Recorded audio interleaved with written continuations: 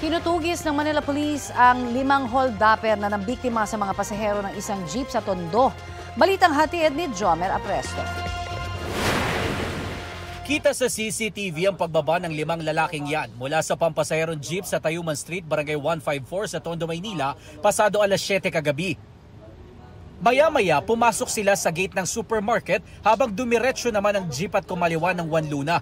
Ayon sa Barangay 55, hindi gaanong maaninag sa CCTV nila pero ang mga lalaking bumaba mula sa jeep, mga hold-upper pala.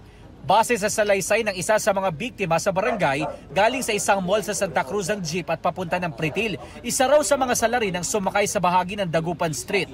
So bali nag-declare ng hold-up. Paglagpas po ng Dagupan, biglaan, marami sila sa loob ng jeep eh.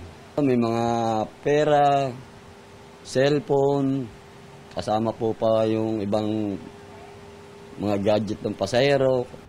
Bukod sa mga cellphone, nakuha rin ng mga hold-upper ang passport ng isa sa mga biktima na gagamitin niya pa sana ngayong umaga. Papuntang Indonesia, yung isa sa mga na-hold up.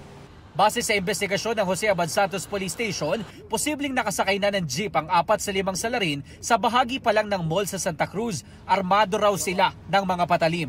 Hindi pa malinaw sa ngayon kung gaano karami ang nabiktima dahil isa pa lang ang lumapit sa kanilang tanggapan. Ayon sa Manila Police District, nakikipag-ugnayan na sila sa management ng supermarket upang makakuha ng kopya ng CCTV. Yan ay para makita ang malinaw na mukha ng mga sospek at makita rin ang direksyon na kanilang pinuntahan. Jomer Apresto nagbabalita para sa GMA Integrated News.